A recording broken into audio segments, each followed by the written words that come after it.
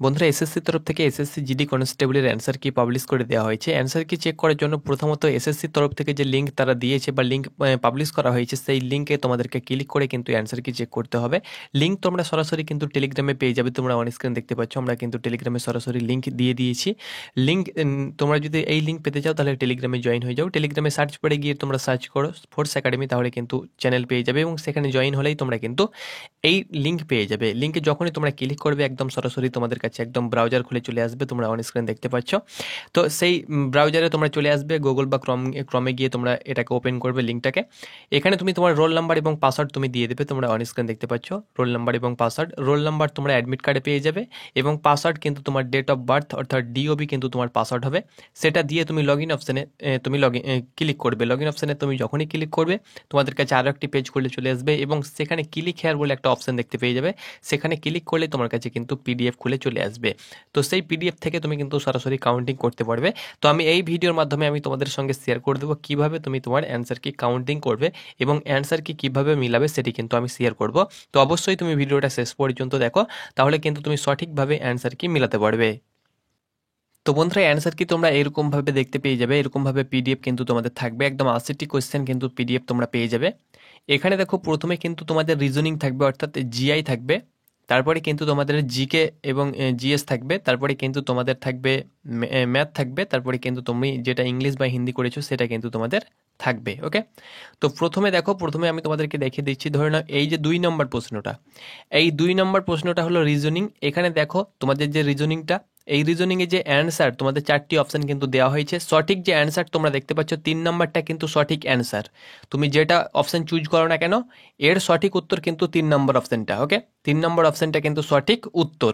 তো 3 নম্বর অপশানটা সঠিক উত্তর। এখানে তুমি অপশান যদি চয়েস করে থাকো 3, এখানে তোমরা দেখতে পাচ্ছ অপশান তুমি যদি 3 চয়েস করে থাকো এবং 3 নম্বরটা সঠিক উত্তর, তাহলে কিন্তু এটা তোমার ঠিক হয়েছে। ওকে, এটা কিন্তু তোমার কারেক্ট হয়েছে। তুমি এখান থেকে কিন্তু 2 নম্বর পেয়ে যাবে। তোমার এই প্রশ্নটা সঠিক হয়েছে। এবার এখানে তোমার 3 নম্বরটা সঠিক এবং এখানে তুমি যদি অপশান চয়েস করতে 4 বা দেখা যাচ্ছে তুমি 1 নম্বর অপশানটা চয়েস করেছো, তাহলে কিন্তু তুমি সেটা ভুল চয়েস করেছো, সেটি কিন্তু তোমার ভুল হয়েছে। তো এইরকমভাবে তুমি কিন্তু মিলাতে পারবে। যেমন বন্ধুরা আজ আমরা কথা বলবো অগ্নিবীর আর্মির বইয়ের ব্যাপারে, যেটি চাকসু প্রকাশনী মার্কেটে এনেছে। তুমি যদি অগ্নিবীর আর্মির জেনারেল ডিউটির প্রার্থী হয়ে থাকো তাহলে এই বইটি নিতে পারো। এটি কিন্তু বেস্ট প্র্যাকটিস সেট, 50টি প্র্যাকটিস সেট রয়েছে এই বইয়ের মধ্যে এবং 2400 প্লাস কিন্তু প্রশ্ন প্লাস অ্যান্সার কিন্তু দেওয়া হয়েছে।